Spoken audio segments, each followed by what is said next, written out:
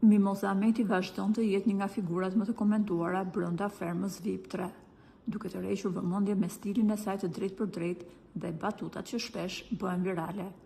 Poetja mbetet në qendër të interesit publik, jo vetëm për pjesëmarrje në spektakël, por edhe për mënyrën e saj unike të komunikimit me banorët. Në jetën jashtë ekranit, ajo njihet për rrethin e saj të ngushtë shoqëror, ku spikat një raport i veçantë miqësie.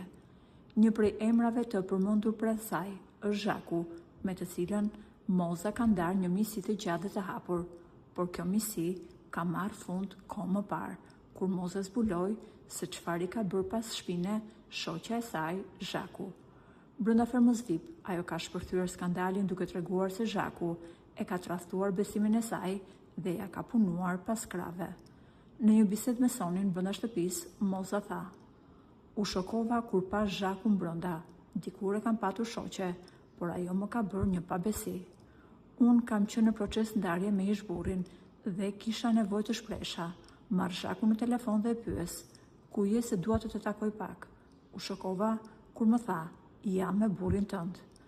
Unë e konsideroj amike dhe ajo takohej me burrin tim, ndërkohë që ne ishim në momente të vështira familjare.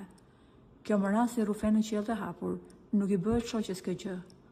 Që nga ajo kohë nuk kam folur më me të dhe u çudita shumë kur e pash brenda fermës."